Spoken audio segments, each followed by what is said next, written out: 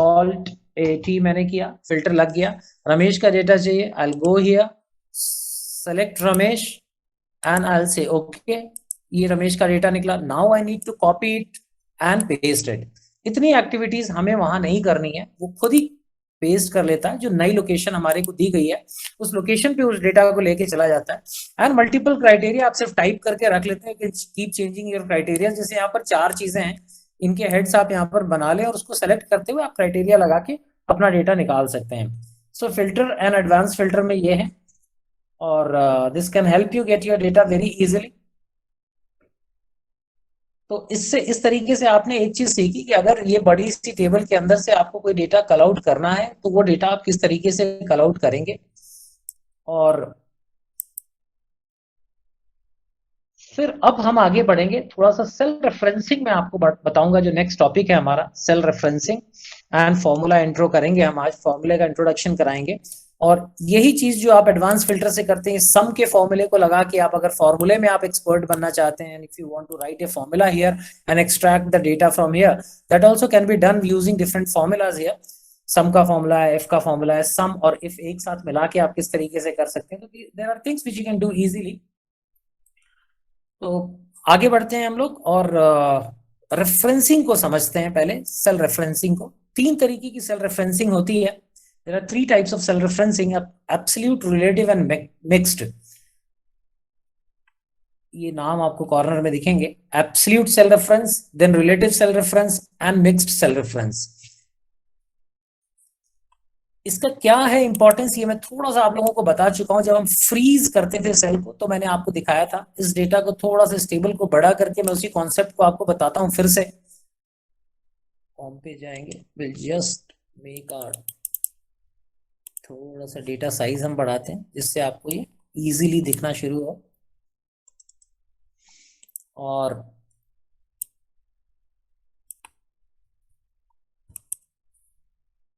Cell referencing के अंदर हमने ये बताया था आपको कि अगर हमने यहाँ पर सम का फॉर्मूला डालना है, यहाँ पे ये टेबल है, इन दिस छोटी सी table we have got salesman Ravi, then we have Sunil and the sum of the sales. Monday को रवि ने 10 की सेल की है, फिर 15 ट्यूसडे करी है, इस तरीके से उसके सेल्स हैं। And then there is a weekly total, similarly for Sunil, and here also we have day total. Monday को सुनील और रवि का टोटल यहाँ पर है, डिफरेंस यहाँ पर है। तो यहाँ हमने ये देखा था, what we saw here was कि अगर हमें सम का फॉर्मूला डालना है तो इस जगह हम गए, सेल में रखा एंड ऑटो सम हमने प्रेस किया, ऑटो सम प्रेस किया और डायरेक्टली सम का फॉर्मूला ले लेता है। इस सम के फॉर्मूले को अगर मैं यहाँ कॉर्नर में जाके फिल हैंडल से पुल करता हूं तो ये देखिए, ये पुल करने पे ये सारा का सारा फॉर्मूला जो है ये हर जगह आप देखेंगे ऊपर ये सम के साथ आगे बढ़ रहा है। मतलब यहां पर हमने जो लगाया that is called relative reference. फिर से मैं रिपीट कर रहा हूं, रिलेटिव रेफरेंस। ये सेल के अंदर जो फॉर्मूला डाला इसका मतलब ये है कि E8 सेल में उसके ऊपर के 5 सेल्स मतलब E3 से E7 का सम है। जब मैं इसको आगे पुल करता हूं तो ये F8 में F3 और F7 का सम है। तो ये रिलेटिवली आगे बढ़ता जा रहा है। फॉर्मूले में डबल क्लिक करूंगा, देखिए ऊपर ब्लू लाइन हो गई, एंटर करूंगा मैं, यहां पर क्लिक करता हूं, इसके ऊपर ये ब्लू लाइन हो गई, एंटर करेंगे हम, यहां पे क्लिक किया तो देखिए इसके ऊपर ब्लू लाइन हो गई। ये रिलेटिव, इसने ये बताया है कि ये वाला सेल अपने ऊपर के 5 सेल से जुड़ा हुआ है। तो आप आगे बढ़ रहे हैं तो ये वाला सेल उसके ऊपर के 5 सेल से जुड़ा हुआ है। This is called relative reference. जब ये वर्ड्स आगे यूज होंगे तो आप कंफ्यूज मत होइएगा क्या बातें हो रही है। रिलेटिव रेफरेंस हो गया कि जो रिलेशन यहां पर है वो रिलेशनशिप पुल होके आगे चले गए। अब सपोज करिए यहां पर मेरे को इसका रेट यहां पर लिखा हुआ है, लेकिन ये रिपीटिशन है। रेट जो प्रोडक्ट ये लोग बेच रहे हैं उसकी कीमत अगर मान लीजिए 100 रुपए है, सपोज उसकी कीमत 100 रुपीज है, और यहाँ पे हम 100 टाइप करते हैं, वी टाइप देयर 100। अब ये उसकी प्रोडक्ट की कॉस्ट हो गई, मैंने यहाँ पर डाला कि this is the cost of the product जो उन्होंने बेचा है। और मेरे को अगर इसका रेवेन्यू यहाँ पर कैलकुलेट करना है तो बेसिकली रेवेन्यू क्या होगा, 60 into 100 will be the revenue. यहाँ मैंने इक्वल टू किया, 60 सेलेक्ट किया, इंटू प्रेस किया और ये वाला बटन लिया, एंटर किया, तो यहाँ पर 6000 करेक्ट रेवेन्यू आ गया। लेकिन जब मैं इसको पुल करूंगा, if I pull it ahead, तो मेरे आंसर गलत आ रहे हैं। यहाँ पे 4000 रेवेन्यू आना चाहिए था, 40 इंटू 100। सेम चीज की है मैंने, लेकिन मेरे को रिजल्ट इसलिए नहीं आया क्योंकि ऊपर जो सेल है इसका जो रिलेशनशिप मैंने स्टैब्लिश किया था यहाँ 6000 में, वो रिलेशनशिप स्टैब्लिश था बिटवीन एक सेल उसके ऊपर एंड देन 6 सेल्स उसके ऊपर, मतलब E1 और E8, E1 और E8 के बीच में रिलेशनशिप स्टैब्लिश किया था। अब इसको रिलेटिव सेल रेफरेंस के हिसाब से जब मैं फिल हैंडल से इसको आगे पुल करता हूं और यहाँ पे देखता हूं तो इसने भी उसको एक स्टेप आगे बढ़ा दिया, बट यहाँ पर 100 नहीं लिखा हुआ है, इसलिए ये आंसर 0 आ गया। इसमें देखता हूं सेम रिलेटिव सेल रेफरेंस लगा हुआ है, वो आगे चला गया और फिर वहां पर आंसर 0 आ रहा है। यहां पर भी देखिए वो एक स्टेप आगे चला गया लेकिन वहां वैल्यू नहीं है। अब मैं ये जानता हूं कि मेरी जो कॉस्ट सेम है और वो इवन सेल में है, तो I want to freeze the even cell. Even cell freeze करने के लिए मैं क्या करने वाला हूं, इस फॉर्मूले में जब मैं क्लिक कर रहा हूं, मैं फॉर्मूले बार में जाके देखूं E8 इंटू E1 है, E1 के बीच में मैं अपना कर्सर लाऊंगा and which button I will press, dollar. Yes dollar चाहिए मेरे को, उसका शॉर्टकट है F4। F4 जो कीबोर्ड में होता है मैं उसको प्रेस करूंगा और ये मेरा $2 लग गए उसके अंदर और मैं एंटर कर दूंगा।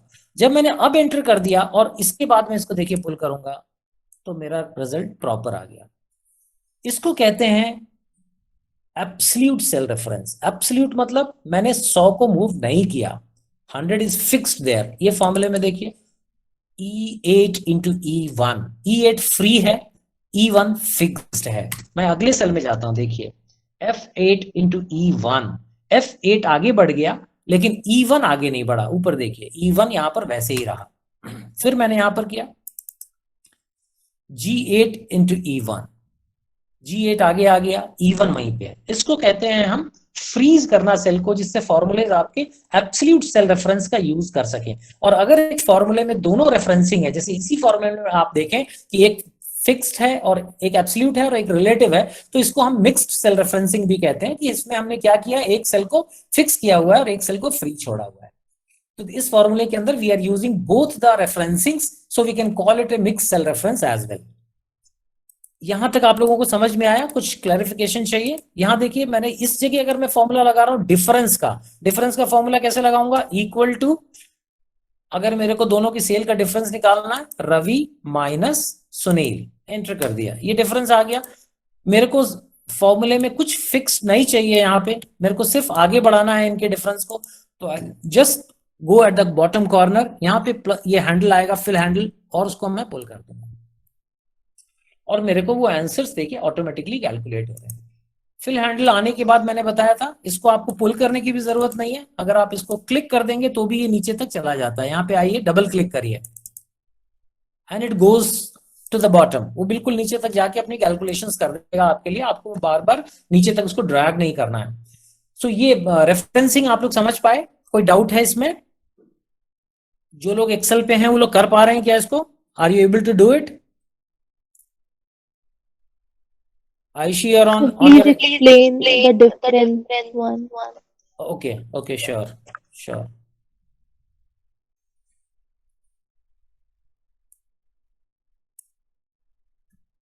ये देखिए यहाँ पर क्या हो रहा है, यहाँ पर एक डेटा है, ये रवि के Monday, Tuesday, Wednesday, Thursday, Friday sales हैं, सुनील के ये सेल है। अब मेरे को अगर इसकी वीकली सेल निकालनी है रवि की, तो टोटल में जाके मेरे को सम करना है। सम करने के 3-4 तरीके हैं, मैंने बताए थे। एक तो आप इक्वल टू रख लीजिए, यहाँ पे कर्सर डालिए, फिर प्लस कर लीजिए, यहाँ पे कर्सर डालिए, प्लस कर लीजिए, यहाँ पर प्लस कर लीजिए और एंटर कर लीजिए। ये एंटर किया आपने और ये प्लस हो जाता है। या फिर आप इसको डिलीट करके सिंपली ऑटो सम पे जाके क्लिक कर देंगे और वो ऑटो सम ले लेगा, एंटर कर दीजिए, वो सम आ गया।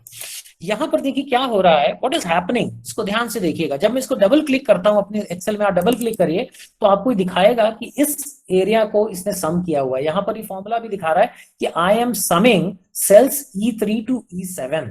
सो बेसिकली E8 सेल के अंदर E3 टू E7 के बीच के सेल्स का सम है, ये आपको इसने बताया।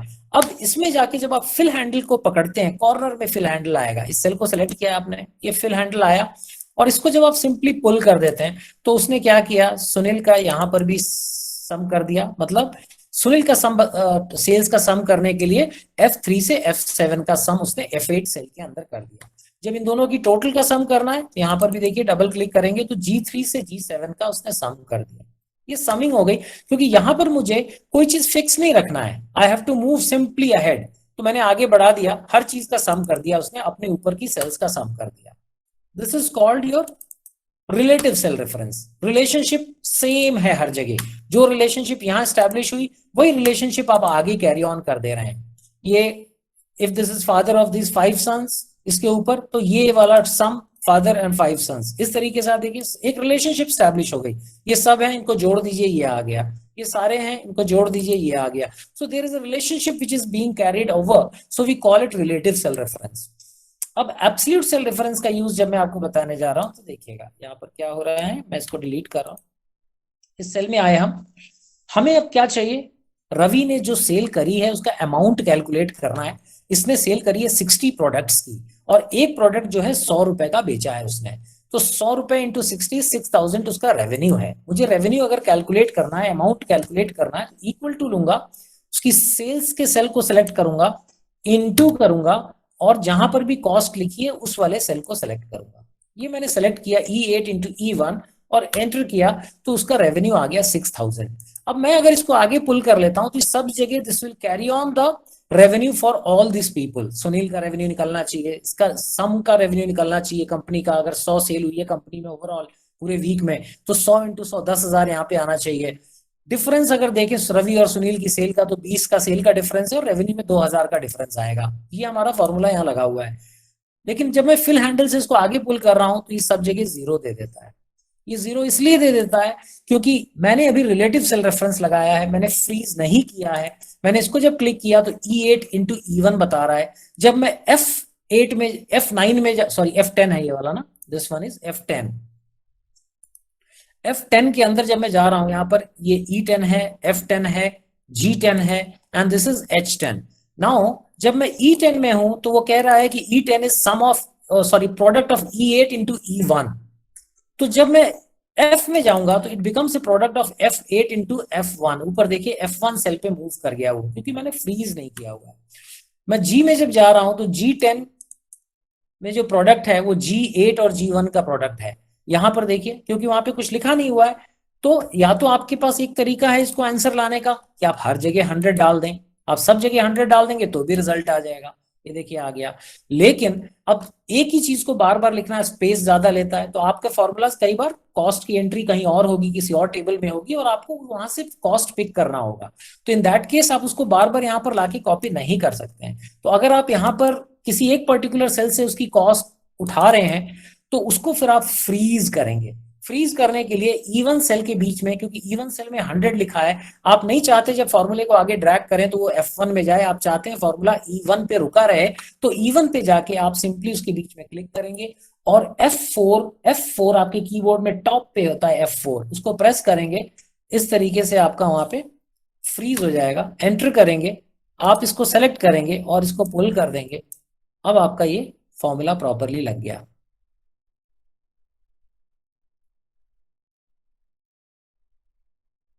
ये आपको समझ में आ पाया guys? Yes, sir. Sir, how और to freeze it?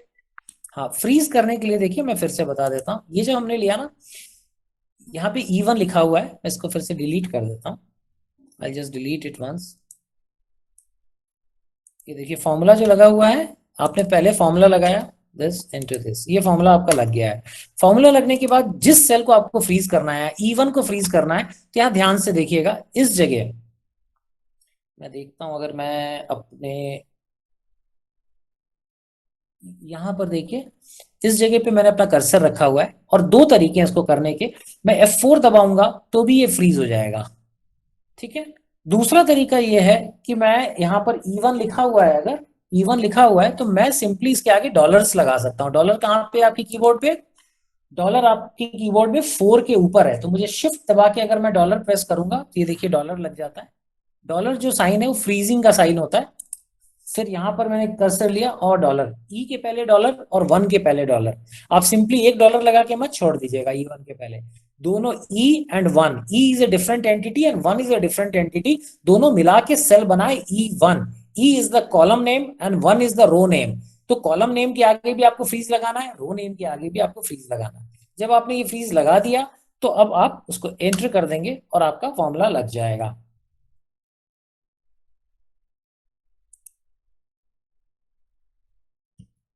Ctrl 4। अब ये देखिए 6000 में आप क्लिक करेंगे तो ये आपका डॉलर लगा हुआ है। अब जब आप इसको पुल करेंगे तो कोई इश्यू नहीं आएगा, यहाँ पे आपने पुल कर दिया और ये आपका फॉर्मूला ड्रैग हो गया। Is it clear now? Yes. अगर आप लोग कर रहे हैं तो बहुत ही अच्छा है, फिर तो आप बिल्कुल नहीं भूलेंगे। तो सेल रेफरेंसिंग अगर अपने को क्लियर हो जाता है तो फिर हम फॉर्मूलेज में आगे बढ़ते हैं। Will do a bit of formulas today. जहां पे भी आपको लगे कि आज के लिए इनफ हो गया हम वहां रुकेंगे, लेकिन मैं चाहूंगा कि आप लोग प्रैक्टिस करते चलें। प्रैक्टिस करेंगे तो आपके लिए इजी होगा। अब मेरे को कोई क्लास में ही बताएगा, अगर मैं यहाँ पे नंबर ऑफ डेज जो है, यहाँ पे कितने डेज की सेल हुई है, Monday to Friday, how many days are there? Monday to Friday how many days are there? 5. 5 days. अब मुझे अगर यहाँ पे एवरेज कैलकुलेट करना है, एवरेज सेल्स पर डे, तो मैं कैसे फॉर्मूला लगाऊं? मेरे को कोई हेल्प करेगा? 6000 रुपीज रेवेन्यू हुआ है, मेरे को एवरेज रेवेन्यू पर डे निकालना है, तो what do I do? Equal to लिखूं मैं? Yes. Then I select the revenue Yes, sir. 6000. Divided by, यहाँ पे मैंने डेज और 5 लिखा हुआ है, तो 5 से डिवाइड करूं इसको Yes. And I will get the answer. ये मेरा इसका एवरेज जो सेल्स है रोज का वो आ गया 1200 रुपए का सेल। अब मुझे आगे पुल करना है इसको, तो क्या फॉर्मूला लगाऊं? क्या मैं ऐसे पुल करूं तो करेक्ट आएगा? If I pull it ahead I will get right answer. No, sir. We have to freeze yes, first. ये देखिए ये सारे आंसर्स उल्टे सुल्टे आ गए यहाँ पर। कुछ कुछ तो भी इसने बता दिया। अब हमें क्या करना है? We have to go and freeze it. मैंने इसको क्लिक किया, यहाँ पर E10/H1 आया। H1 को हम फ्रीज कर देंगे या E10 को करेंगे? Which one shall be freeze? H1 को फ्रीज करेंगे। यहाँ पे मैंने डाला और मैं उसको F4 प्रेस करता हूँ, ये मैंने एंटर किया और now I will pull it. अब मैं इसको आगे खींचता हूँ और देखते हैं क्या होता है। You have got your answers, ठीक है। So now you guys have understood. मेरे ख्याल से आप करके भी देख रहे होंगे तो आपको अच्छा लगेगा। You will be able to figure out. ये आपका एवरेज रेवेन्यू निकल आया, पर डे रेवेन्यू आपने निकालना चाह रहे थे और वो इजीली आपने पुल कर दिया, वो निकल आया। सो कंफर्टेबल गाइज, आगे बढ़े? Yes, sir. ओके। अब यहाँ पे थोड़ा सा बेसिक फॉर्मूलाज में बता देता हूँ। फॉर्मूलाज का इंट्रो है, फिर हम थोड़े से हाई लेवल फॉर्मूलाज की तरफ बढ़ेंगे। फॉर्मूलाज के इंट्रो में यहाँ पर देखिए वही टेबल लिया मैंने, रवि की सेल है, फिर ये सम निकाला है, डिफरेंस निकाला है। फॉर्मूला लगाने के लिए पहली चीज जो हमें याद रखनी है वो ये याद रखनी है कि हमें इक्वल टू करना है। और जो सेल्स हम सेलेक्ट करना चाहते हैं, यहाँ पर हम रवि और सुनील की मंडे की सेल जोड़ना चाहते हैं, दिस प्लस दिस, ये आ गया आपका सम। एक तरीका हो गया। दूसरा तरीका ये है कि आप इस सेल में जब बैठे हुए हैं तो यहाँ पर देखिए फंक्शन बार होता है, इसको आप क्लिक कर लीजिए। इसको आप क्लिक करेंगे और यहाँ पर एक विंडो खुलेगा, इसमें आप अपना फॉर्मूला टाइप कर सकते हैं। SUM, सम आपने टाइप किया, उसको बोला गो, तो वो सम का फॉर्मूला ढूंढ के ले आया एंड आपने कहा ओके। तो यहाँ पर अब एक विंडो खुल जाएगी जिसमें वो पूछ रहा है कि किसका किसका सम करना है आपको। E4 और F4 का सम करूं क्या? तो आपने बोला जी ठीक है। यहाँ पर देखिए उसने अपने दिमाग लगा के आपको बता दिया कि क्या आप E4 और F4 का सम करना चाहते हैं। आपने बोला ओके, यू से ओके, और उसने यहाँ पर सम कर दिया। बाद में आपके लिए जिंदगी बहुत आसान है, आपने इसको ये कर दिया, फिल हैंडल से प्रेस किया, फॉर्मूला कॉपी हो गया। डिफरेंस आपको निकालना है, फिर आसान है, इक्वल टू रवि की सेल माइनस सुनील की सेल, एंटर कर दिया। आप यहाँ पर गए, फिल हैंडल आपने यूज किया, जैसे ये पतला वाला काला आएगा जिसको हम फिल हैंडल कहते हैं, उसको क्लिक करेंगे और वो कॉपी कर देता है नीचे आपके फॉर्मूले को। तो यहाँ आप देख रहे हैं आपका डिफरेंस कैलकुलेट हो गया। सब्सट्रैक्शन देख लिया। मल्टीप्लीकेशन आपने करना है तो it is very simple, product करके फॉर्मूला आता है। आप इक्वल टू करेंगे, आपको जिसको भी मल्टीप्लाई करना है यहाँ पे आपने इक्वल टू लिखा, या हम यहाँ पर ही इंसर्ट कर लेते हैं। Why should we, let us insert some cells here. ये कर लिया। यहाँ पे हमें मान लीजिए दोनों की सेल्स का प्रोडक्ट निकालना है for some reason, though it's not a very, तो प्रोडक्ट निकालना है। Again you have to apply similarly equal to this, multiplication के लिए स्टार साइन है, ये करेंगे आप, यहाँ पर आपको इसका प्रोडक्ट आ जाएगा। अब इसका प्रोडक्ट आ गया, इसको आप फिल हैंडल से यूज करेंगे तो नीचे भाग जाएगा। लेकिन दूसरा तरीका भी आपको मैंने बताया, यहाँ पर जाइए आप, शुरुआती दौर में अगर आप इसका इस्तेमाल करते हैं तो आपको थोड़ी मदद मिलेगी। यहाँ जाके आपने यहाँ पर प्रोडक्ट अपना टाइप किया, PRODUCT, प्रोडक्ट लिखा आपने और आपने गो किया। ये प्रोडक्ट करके देखिए, इसने जितने भी प्रोडक्ट वाले फॉर्मूले हैं सब आपके सामने आ गए। इसको आपने गो किया, ओके किया, तो अब ये बोल रहा है कि किसको किसको किसका किसका मैं मल्टीप्लीकेशन करूं, एंड इट इज आस्किंग कि विच सेल्स शुड आई मल्टीप्लाई। और यहाँ पर अगर आप देखेंगे तो प्रोडक्ट ऑफ J7 उसने लिखा हुआ है। अभी इसकी समझ में नहीं आ रहा है मैं क्या करूं, क्योंकि कुछ लॉजिकल उसको यहाँ पे दिख नहीं रहा है। But we can select the 2 cells from here. यहाँ पर पहले वाले में मान लीजिए हमने रवि की सेल डाल दी, दूसरे वाले में हमने सुनील की सेल डाल दी, एंड वी से, और यहाँ पर आप देखेंगे वो आंसर भी कैलकुलेट करके आपको देता जाता है। यहाँ पे अगर आप देखें और नीचे एक्सप्लेन भी कर रहा है कि मैं क्या कर रहा हूँ। Multiplies all the numbers given as arguments, and it is also saying the answer you are going to get is 80 here, 10 into 8, 80। और ओके किया आपने तो यहाँ पर 80 आ गया। फिल हैंडल को आप क्लिक करेंगे, फिल हैंडल आने के बाद तो वो आपका नीचे रिजल्ट आपका निकल जाता है यहाँ। तो इस तरीके से देखिए आप फॉर्मूलाज लगाने के लिए this is an easy way, जिस तरीके से आप इस फॉर्मूला को अप्लाई कर सकते हैं। दूसरा, यहाँ तक आप लोगों को क्लियर है? डिवीजन में आप डिवाइड का फॉर्मूला लगाएंगे। जैसे यहाँ पर अगर मेरे को डिवीजन करना है तो you will just apply equal to this 80 divided by 10 या 8 जो भी है, और वो आपका आ जाएगा। Again you go to the fill handle and use it. अब मेरे को एक चीज और बताइए आप लोग, यहां तक तो सिंपल है कि आप लोगों में से बॉड मास कितने लोगों को याद है? Do you guys remember BODMAS? Yes sir, yes sir, Yes. Yes sir. तो जब आप एल्जेब्रिक जब आप सॉल्व करते हैं एक्सप्रेशंस में तो उसमें बॉड मास फॉलो होता है। और एक्सेल में भी आपको ये याद रखना है कि आपको बॉड मास अप्लाई करना पड़ेगा। बॉड मास नहीं लगाएंगे आप तो उसमें आपके आंसर्स गलत आ जाएंगे। जैसे यहाँ पर इसको थोड़ा सा मैं एक्सपैंड करता हूँ, एक एग्जाम्पल मैंने शायद यहाँ पे बनाया हुआ है आप लोगों को दिखाने के लिए कि एक्सेल में भी जब आप फॉर्मूला लगा रहे हैं तो आपको थोड़ा सा उसका ख्याल रखना पड़ेगा, नहीं तो आपके आंसर्स गलत आ जाएंगे और आपको नहीं समझ में आएगा कि कहाँ पे गड़बड़ हो रही है।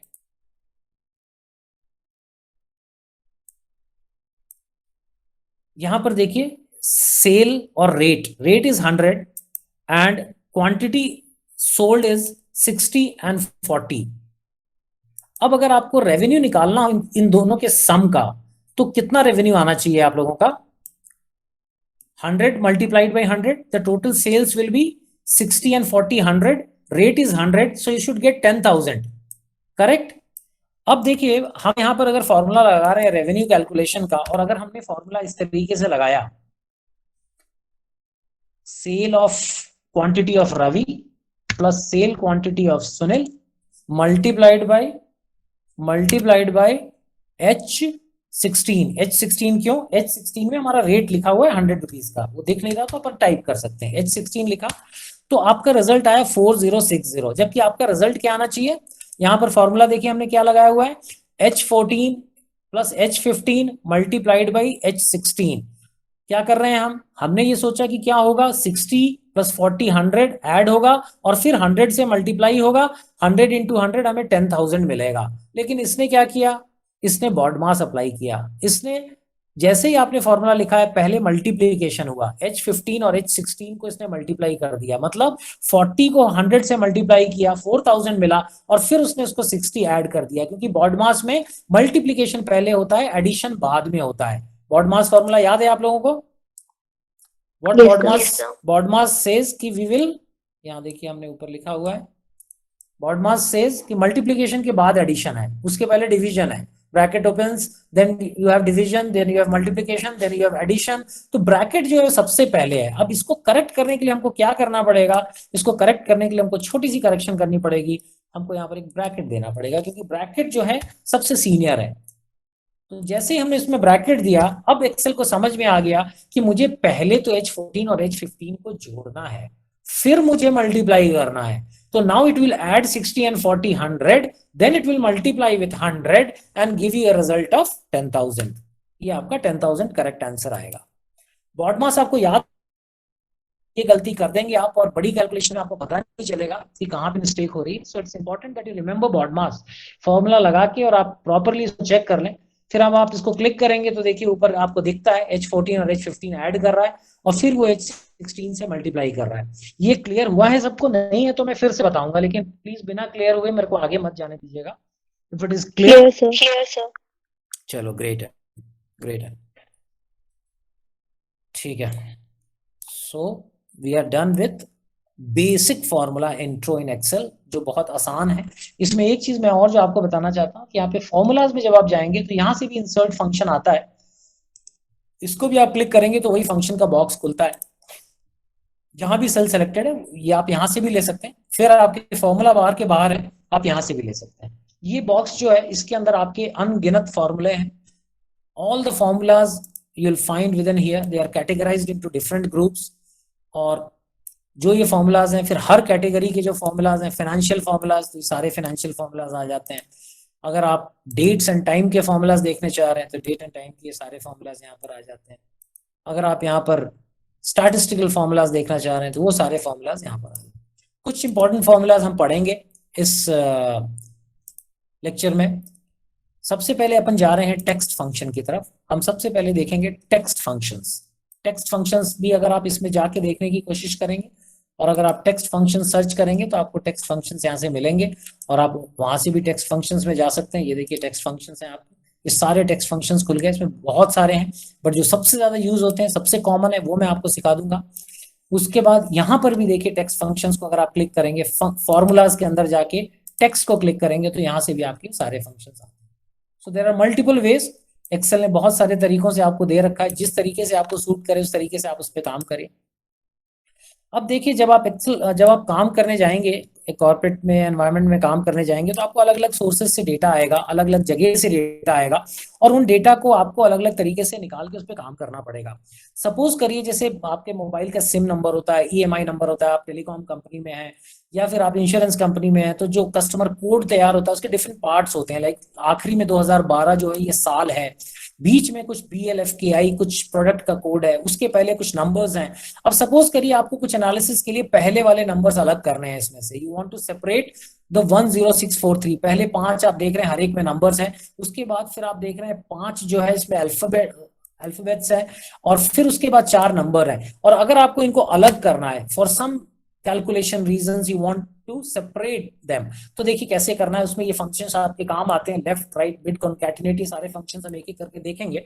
इसमें लेफ्ट फंक्शन हम पहले यूज करने जा रहे हैं आपके लिए। लेफ्ट फंक्शन को यूज करने के लिए हमने इक्वल टू किया और लेफ्ट टाइप किया, LEFT, लेफ्ट टाइप किया, ब्रैकेट ओपन किया, ये वाला सेल सेलेक्ट किया और फिर ये पूछता है लेफ्ट से कितने कैरेक्टर्स। हमने यहाँ काउंट किया कि 5 हमें चाहिए और हमने यहाँ 5 टाइप किया, ब्रैकेट बंद किया, एंटर किया और हमारे को ये 10643 इसने इसमें से निकाल के दे दिया। अब आप इसको फिल हैंडल से ड्रैग कर लेंगे तो जितने भी हैं ये आपके सबके शुरू के 5 कैरेक्टर्स वो निकाल के आपको इजीली यहाँ पर देगा। इसको मैं फिर से करके एक बार आपको दिखाता हूँ। यहाँ पर मैं गया, अब मैं क्या कर रहा हूँ, मैं फंक्शन से जा रहा हूँ। पहले मैंने लेफ्ट टाइप किया था, मैं फंक्शन पे गया और यहाँ पे जाके मैंने लेफ्ट टाइप किया, LEFT, ओके किया, सॉरी गो किया, लेफ्ट आ गया, ओके किया। अब ये आपसे देखिए बॉक्स में जाके फॉर्मूला आप शुरुआती दौर में इससे फॉर्मूला लगाइएगा, ये आपकी आसानी देगा जिससे आप फॉर्मूले में गलती ना करें। पहले बोल रहा है कि मेरे को टेक्स्ट बताओ, किस टेक्स्ट का लेफ्ट चुनना है। आपने जाके उस सेल सेलेक्ट किया जहां पे वो है। उसके बाद बोल रहा है नंबर ऑफ कैरेक्टर्स बताओ, कितने नंबर ऑफ कैरेक्टर्स चाहिए। और यहाँ पर देखिए बाय डिफॉल्ट उसने 1 लिया है, तो ये पहला कैरेक्टर आपको दिखा रहा है कि अभी रिजल्ट मेरा ये है। यहाँ पर मैं टाइप करूंगा कि मेरे को पहले 5 चाहिए, तो उसने यहाँ दिया 10643। आप देख लीजिए, okay 10643, this is what I am looking for. और यहाँ पर भी 10643 ये बता रहा है कि ये निकल के आने वाला है। आपको 5 नहीं चाहिए, 4 चाहिए, आप 4 टाइप कर दिए 1064। ओके, ये रिजल्ट भी आपको दिखा रहा है। यहाँ पे अब फिलहाल मैं 5 रखता हूँ, मैं ओके करता हूँ, ये मेरा रिजल्ट आ गया। फिल हैंडल से मैं इसको पुल कर देता हूँ